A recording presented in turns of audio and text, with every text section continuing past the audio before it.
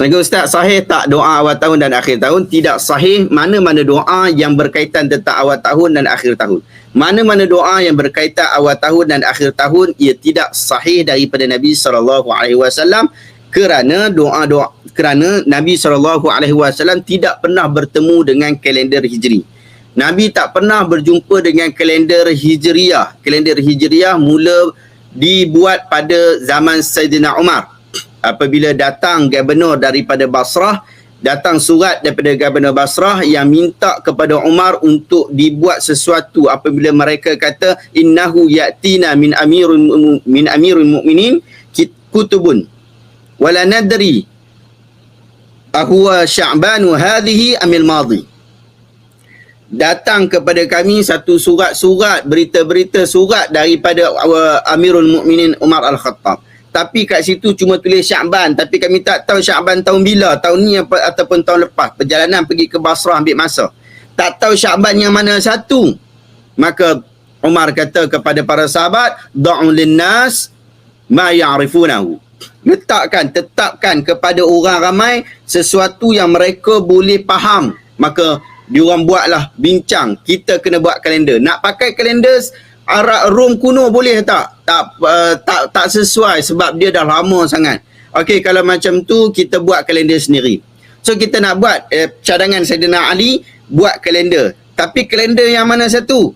Saidina Ali cadangkan kita buat pada tahun Yaumun hajara Rasulullah sallallahu alaihi wasallam wa taraka darus syirk.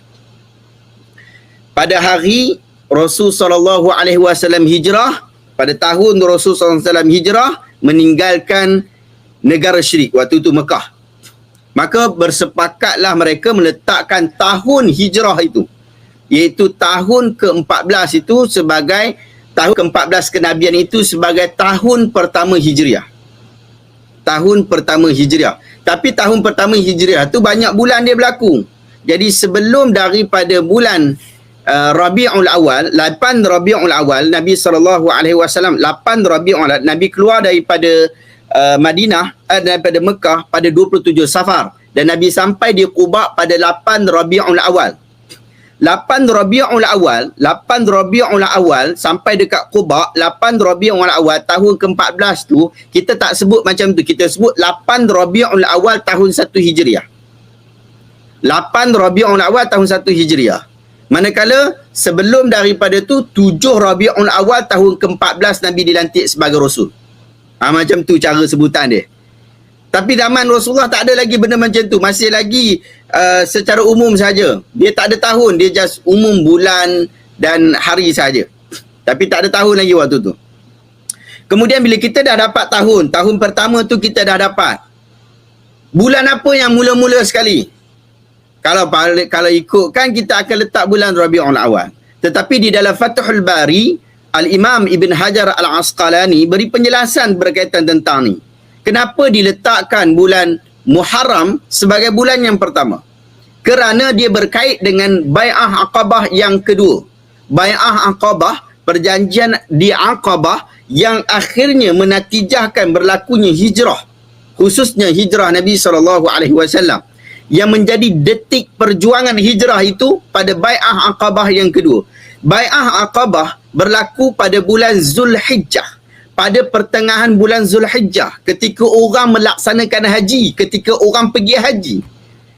Jadi kena tengok anak bulan pada ketika itu. Anak bulan tu, tapi kalau pertengahan Zulhijjah, dia bukan anak bulan pada waktu tu. Bulan redup. Bulan dia jadi cerah, tapi dia tak ada anak bulan pada waktu tu. Kan dia cerah, bulan cerah, tapi dia tak ada anak bulan. Sedangkan bulan dikira berdasarkan anak bulan. Anak bulan pertama selepas bulan Zulhijjah, bulan apa? Bulan Muharram. Maka bulan Muharram dipilih sebagai bulan pertama di dalam kalender umat Islam ataupun kalender Hijriyah. Jadi sebab apa dia ada kaitkan dengan hijrah tak? Dia ada kaitkan. Dia adalah detik perjuangan. Betul lah lagu tu yang kata, kita buat soal lain sikit.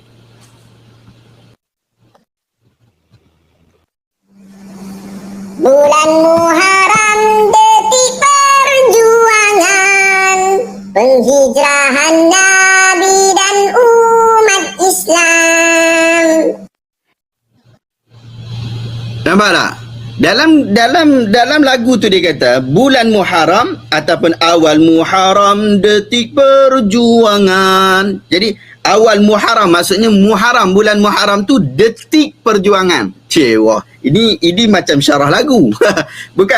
Bukan nak jadikan lagu tu sebagai utama, bahkan banyak cerita dalam lagu tu tak apa-apa betul. Tetapinya yang dia sebut tu waktu tu betul, iaitu detik perjuangan. Dia menjadi detik kepada penghijrahan Nabi SAW dan juga para sahabat. Maka bulan Muharram dikira sebagai bulan yang pertama di dalam kalender umat Islam. Nampak tak? Yang itulah perbincangan dia. Tapi sebelum tu orang jadi bincang banyak. Ada yang kata tak, kita jadikan tahun yang pertama, kita jadikan tahun pertama tu adalah tahun kelahiran Nabi. Tapi ulama tetapi para sahabat tak setuju sebab dia dah lama dan mereka tak bersepakat dalam bab tu. Tak apa kalau macam tu. Ada pandangan yang lain kata kita jadikan tahun pertama adalah tahun Rasulullah SAW wafat. Yang tu tak boleh juga. Sebab apa? Nanti dia macam orang Nasrani nanti. Dia jadikan tahun menjadikan Nabi Isa tu nanti sebagai lebih angkat dia lebih daripada orang lain. Macam tu juga nanti orang angkat bila masuk tahun hijrah je orang duk sedih. Sebab apa? Kematian Nabi SAW. Sedangkan agama Islam bukan macam tu. Jadi tak jadi. Sehingga datang pandangan daripada Ali yang mencadangkan bulan hijrah, bulan berlakunya hijrah ataupun tahun berlakunya hijrah, maka digunakan, diaplikasikan bermula pada zaman Sayyidina Umar radhiyallahu anhu. Dia dimulakan pada zaman Sayyidina Umar. Nampak tak? Yang itulah yang berlaku. Jadi, apa saja hadis, apa saja ibadat yang dikaitkan dengan kalender hijrah berkaitan tentang tahun, ia semua tak sahih. Tetapi, macam mana pula dengan hari-hari? Kan ada Ashura, hari yang ke-10 bulan Muharram, puasa. Tasu'a, hari ke-9 Muharram. Hari-hari dan bulan-bulan memang dah ada pada zaman Nabi, bahkan sebelum tu lagi. Memang telah wujud hari-hari ni. Bulan-bulan ni dah wujud. Bahkan di dalam Al-Quran sendiri berkaitan tentang bulan-bulan haram. Inna iddata syuhura inda Allah 12 syahra fi kitabillah yawma khalaqas samawati wal ard. Allah Ta'ala sebut dalam Quran, bilangan bulan-bulan ni 12 bulan. Dan 12 bulan ni dah memang ada dekat dalam kitabullah sejak penciptaan langit dan juga bumi. Jadi bulan-bulan memang dikenali dah. Cuma isu tahun.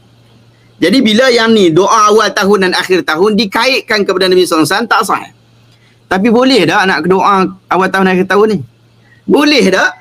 Doa umum, tak ada masalah. Nak doa awal tahun, ya Allah, mudahkanlah urusan aku tahun ini, ya Allah. Doa awal akhir tahun, ya Allah, akhir tahun lepas, ya Allah, banyak aku buat salah tahun lepas, ya Allah, ampunkanlah segala dosa aku. Boleh tak? Boleh, tak ada masalah.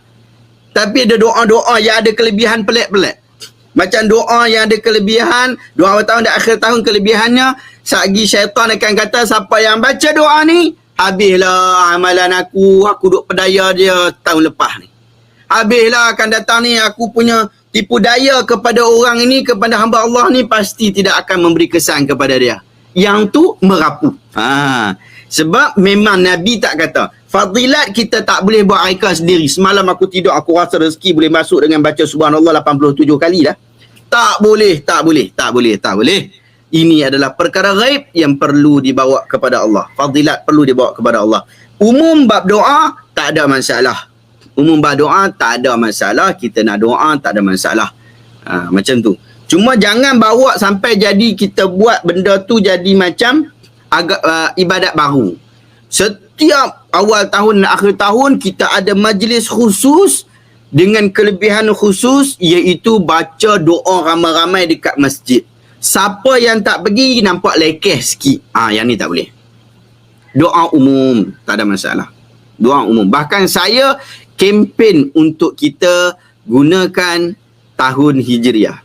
Dan insya-Allah mula hari ini di dalam kita punya menyapa subscriber, kita akan hebah-hebahkan tarikh hijri, supaya kita tahulah hari ni berapa hari bulan. Kalau siapa nak puasa tahulah 13, 14, 15 tu hari apa. So kita tahu tarikh hijri. Mulai hari ni insya-Allah kita akan maklumkan dekat kita punya tajuk.